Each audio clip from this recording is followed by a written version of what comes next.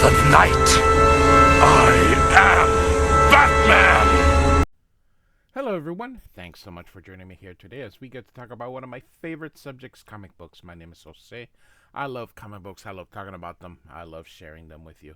Feel free to follow me on social media if you would like. Links are in the description below. I've also posted a link to the DC fan site that have plot synopsis and character bios for this issue. We are going to be looking at a really kind of cool comic book. Doesn't get a lot of love out there. Detective Comics number 505 from 1981, in which Batman takes on a werewolf. It is absolutely awesome here. Rich Buckler and Dick Giordano are doing this cover here, which is very striking, very cool.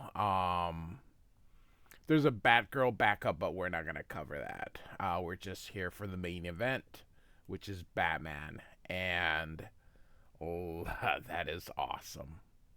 So, Gerry Conway is the writer, and I'm going to be doing some of Gerry Conway's work. And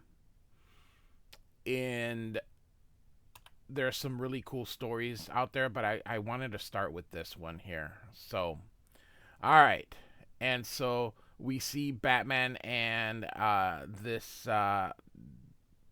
lady here talking. And so, first of all, I love this shadow here. Opposite silhouette. Looks awesome. So, we start here.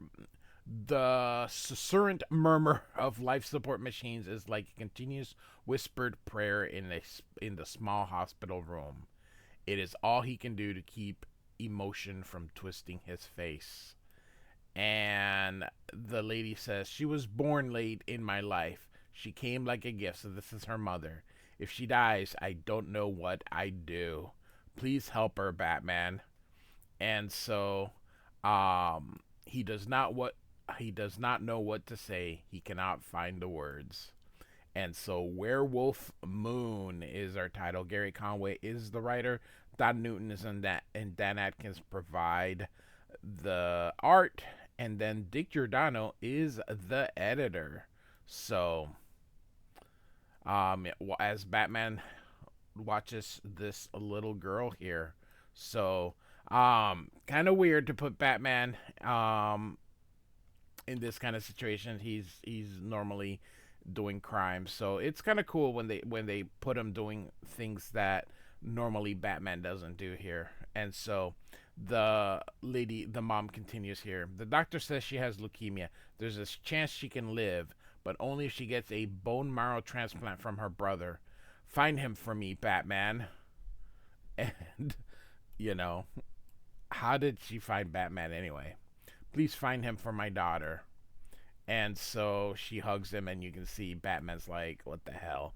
And so we continue here. His arms go around her awkwardly. Her body is tense, not with control, but his is, but with anguish. At last she draws breath away. She has said all she can say, and you can see the tears. It is enough. He will do what he can. So, all right. Outside, the cuttingly bright hospital corridor seems unreal.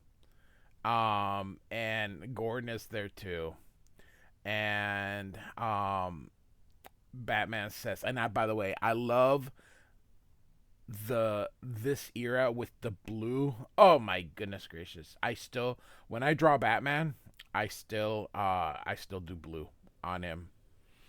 And so Batman says, Commissioner, Dr. Monroe, is it as serious as she told me? And the doctor says, Angela Lupus will die in a matter of days, Batman, without the necessary transplant from her brother. And the commissioner says, and you know who her brother is, my friend? Dr. Monroe, I'd like to speak to Batman alone. Look at him smoking in the hospital. Jesus. Good old, the days, not the good old days necessarily, but just different. And she says, "Of course, Commissioner." And so they wait until Dr. Monroe has left them. And Batman says, "Anthony Lupus." By the way, lupus is Latin for wolf. "How could I ever forget him, Commissioner?" And so he continues, "I saw him struck down by a bolt of lightning 6 years ago. Of course, he wasn't Tony Lupus then. He was a werewolf." And so, after I watched him die that rainy night in a construction site, I backtracked his history, learned that he'd been an Olympic champion before lycanthropy twisted his life. I discovered he had a family, parents, a small sister. So, very nice. In one panel, you get the entire origin. Um, there's some really cool stuff that they did back then. Not everything was always, a lot of times they look at the past and everybody wants to think modern comic books are where it's at, but I disagree. There's a lot of storytelling that happened in older comic books that are just not in new comic books. So, and Batman continues, "As I learned how Professor Milo had tormented Lupus with a supposed cure for his affliction, it was Milo who had almost turned Lupus into my murder." So that was in Batman 255. And Batman continues, "I couldn't tell Mrs. Lupus that there's no hope for her daughter Angela. I couldn't tell her that her son is dead. Why did you bring me here, Commissioner?" And Gordon gives him this, and he says, "Because of this, my friend, Lupus isn't dead." And so he reads it, and you can see here the headline: "Alaskan Wolfman defies EPA." In defiance of an Environmental Protection Agency ruling, Anthony Lupus continues to slaughter a rare species of Alaskan timber wolf. Gordon, is it possible? Could this be the same Anthony Lupus? I always assumed his body was destroyed in that lightning blast. But Gordon is still with the cigarette in the hospital. But if he really is a werewolf, it might take a silver bullet to kill him. I saw that article 2 months ago. Never saw any point in mentioning it until now. So, and so Gordon continues, "If it is Lupus, he's found a way to deal with his affliction, hiding in the Alaskan wilderness, hunting wolves. There's something poetic about it, isn't it? Of course now it can't go on." And then he sees all these people, and it's the reporters. "Batman, when I heard you were in the hospital, I couldn't believe it. What are you trying to do? Terrorize the patients?" And he says, "Get away from me, Reeves, you and your pet television news crew. If you want an issue for your mayoral campaign, find it somewhere else." And so, Gordon thinks here, "That fool, Arthur Reeves, one of these days he'll push the Batman too far, and I think that day just arrived." And Batman smacks him and says, "I asked you to get out of my way." And of course, this guy catches it on camera. Even back then, wow, what a shot for the 6 o'clock news, says the camera guy. And so and of course, it's in the papers too. And it says here, not only the 6 o'clock news, as Bruce Wayne learns to his disgust 10 hours later. And so he's thinking here, the front page coverage in the Gotham Gazette. And it says here, Batman manhandles candidate on hospital. Councilman Reeves finally has his issue, and I handed it to him in the proverbial silver platter. And this, he's on an airplane here, and the stewardess, or flight attendants as they're called now. I am old school. I am Gen X, so to me, I still call them stewards and stewardesses. So, but they're flight attendants now. And she says, "Coffee, Mr. Wayne, will be landing at Fairbanks in 20 minutes. And he says, "No, thank you."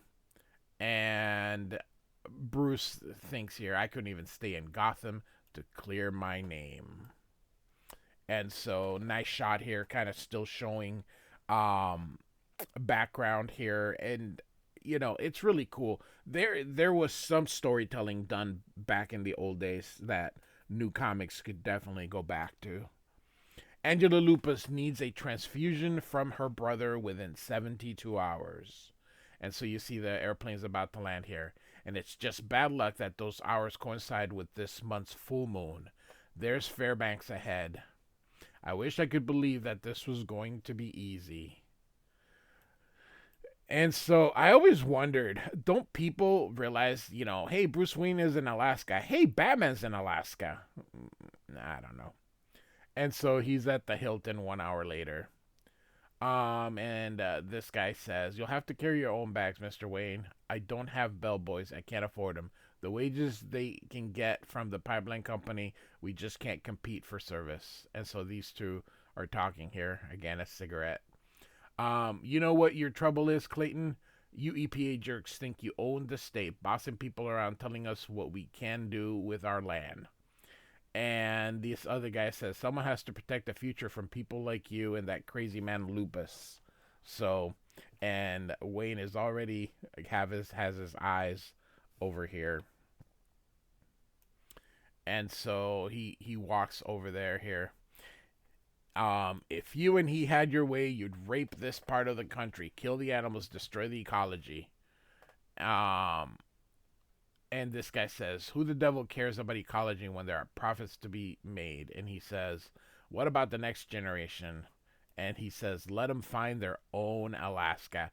And there are people still like that. The human beings do not change. This is always like this. So, and he says, "That's the problem, friend. There are no more Alaskas. But that's something neither you nor Anthony Lupus will ever understand." And so Wayne follows this, and he says, "Mr. Clayton, you're about to have a visitor." So he's going into this. Is that supposed to be a snowmobile?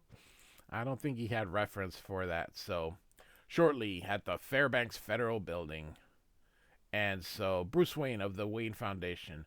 "Don't keep the man waiting, Carrie. Send him in." And so, "Mr. Wayne, I'd say this is a surprise, but the word isn't strong enough. I'm astonished. What's the chairman of the Wayne Foundation Wilderness Fund doing here in Alaska?" And he says, "Looking for help." And so he says, "The ecology movement owes you a great deal, Mr. Wayne. If you want to collect some IOUs, go right ahead." And so he says, "I need help, Clayton, a guide. I've checked around. You know Alaska as well as any man. I want to find Anthony Lupus." And he says, "The wolf killer." "So would I, Mr. Wayne, on behalf of the EPA. Lupus lives up country."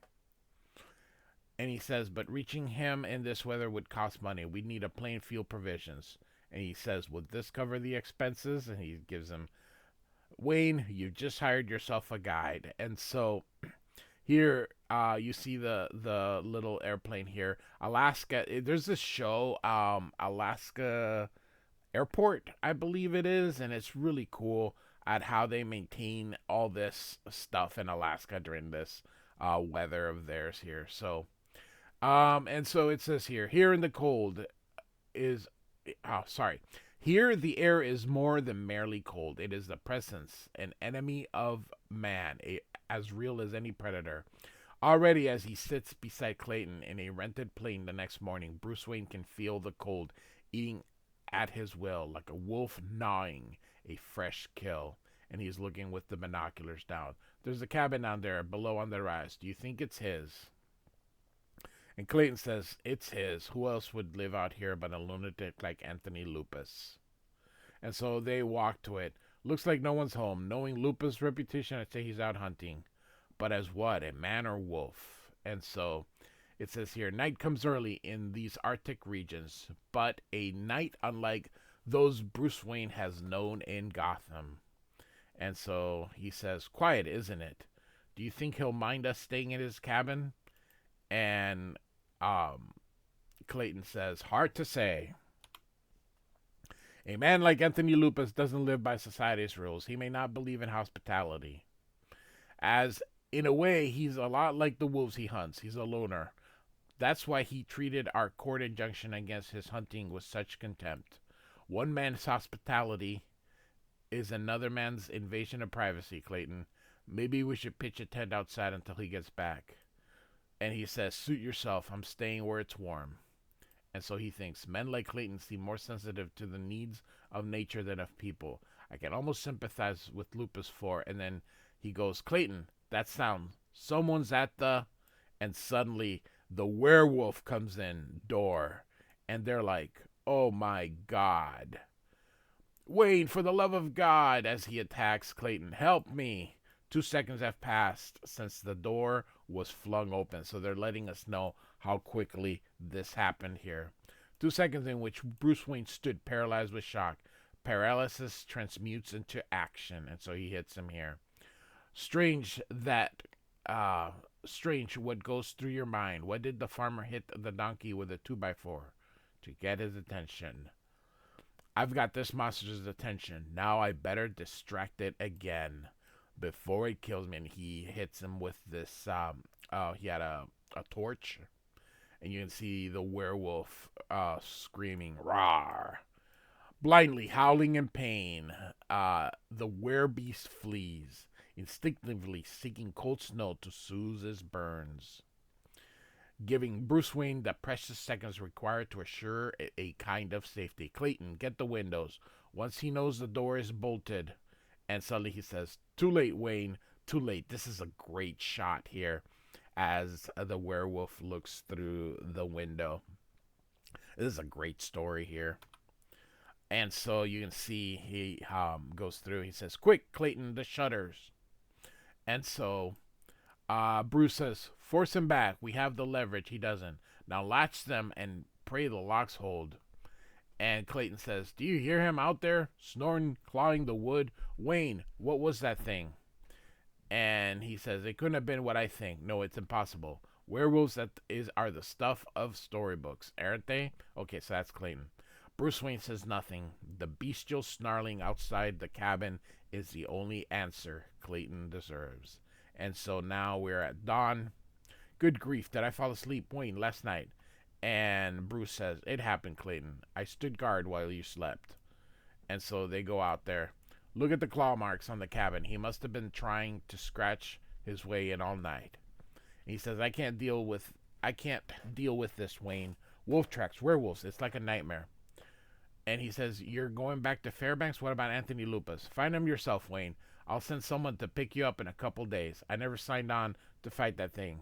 I can't understand. Goodbye, Wayne. Good luck, and may God help you and Lupus both. So that's how he's going to be able to turn to Batman.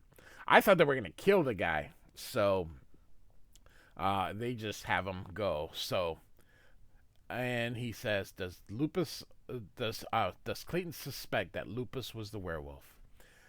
Probably, but his view of the world doesn't allow for creatures like Lupus. So he's just shut his mind to the whole thing. He and Anthony Lupus are more alike than either would ever believe. And so he changes into his costume and he follows the track.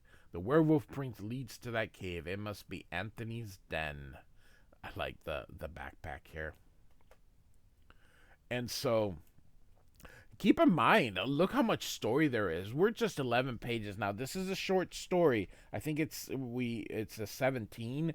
And look at this. Look at how much story is in just this. This will probably be like a 2-parter in modern comic books, if not 3. So the smell of wolf is so thick I can taste it.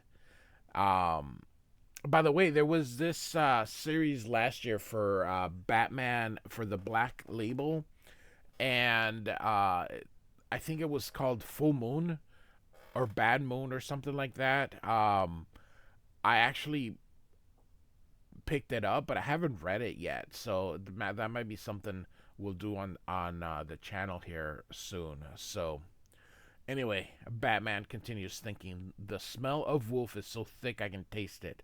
There's no telling what I might find inside, and my flashlight beam isn't strong enough to pierce the darkness. So I think I'll settle for a subtle approach to the problem of capturing Anthony Lupus. So he's taking a net out here. I brought the silver mesh net from Gotham. I made it after my last encounter with Anthony, on the chance I might meet another werewolf one day. Well, aren't we lucky? According to legends, werewolves are vulnerable to silver. It can kill them in the form of a bullet or a blade. I've forsworn killing, so my only hope is that the silver net will hold Lupus until he changes back to his werewolf form. If the net fails, my only choice is to fight him. That's why I put on my costume. When I fought Lupus in Gotham, it was as Batman. Perhaps it was consciously. He'll remember that I won that fight, and that might give me the edge I'll need to survive. The day wanes, night comes, and with it a pale Arctic moon. And I love this from here to here to here. What a great sequence here. He's coming, thinks Batman.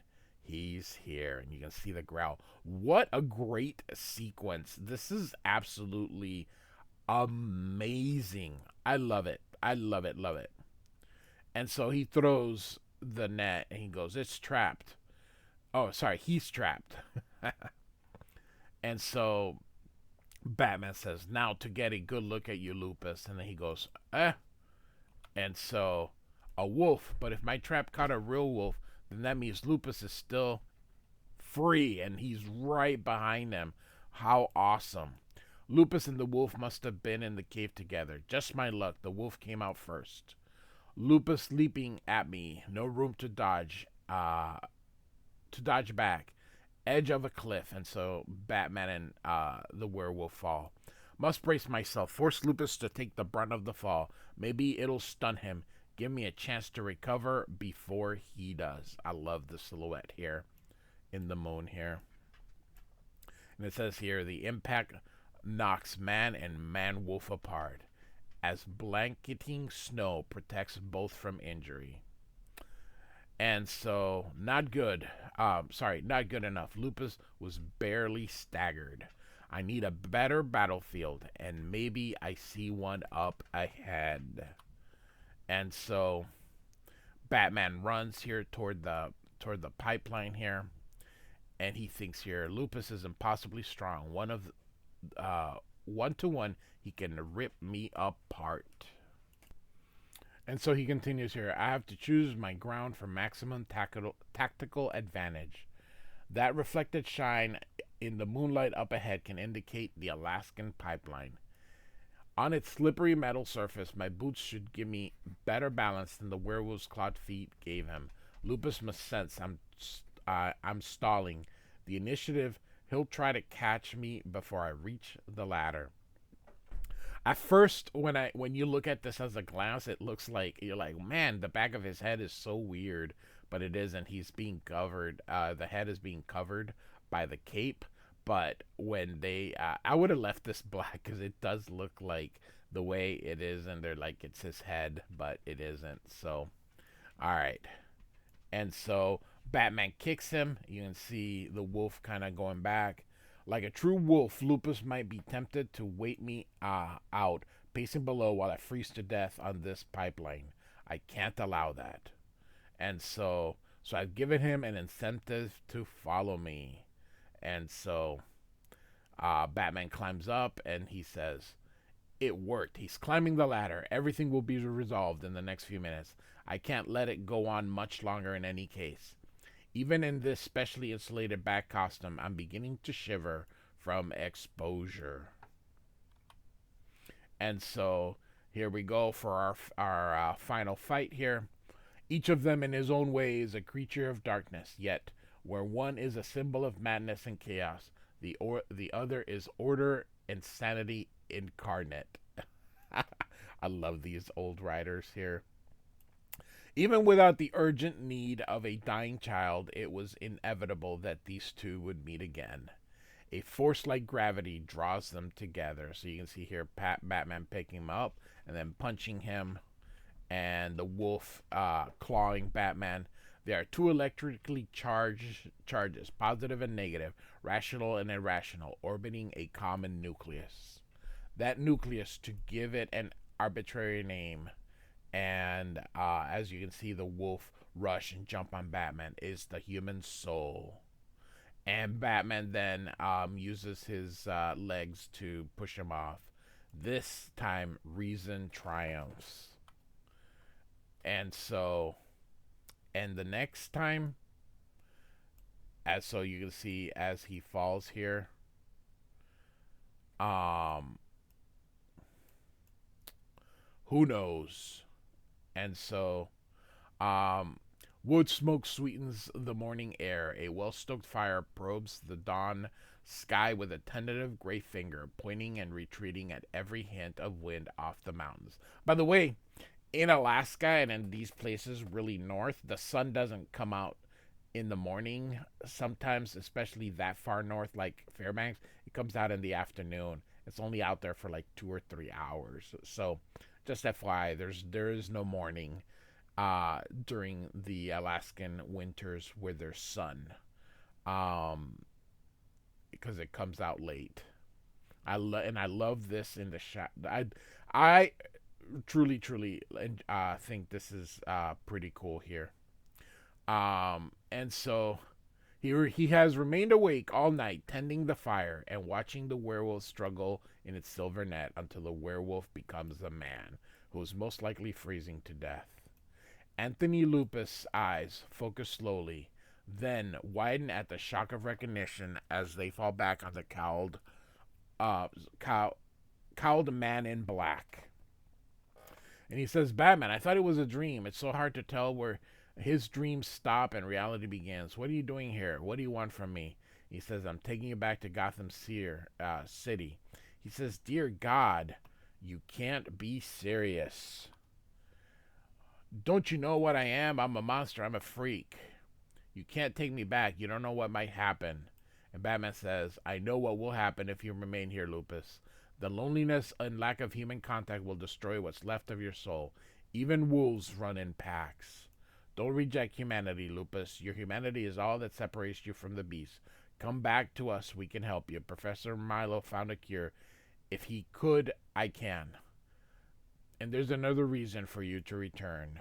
And so, one last night they remain under the Arctic moon. When dawn comes, they will begin the longest trek of Anthony Lupus' young life, out of the darkness into the light. But for now, there's only the werewolf moon and the howling that begs for the night to end. The end. And look at this. Oh, this is spectacular. Goodness gracious. I like it. So, hope you enjoyed this tale of Batman facing a werewolf. Detective Comics 505 by Gerry Conway and Don Newton. This was really good. I really enjoyed presenting this to you. Like and subscribe. I do thank you so much for listening. Goodbye.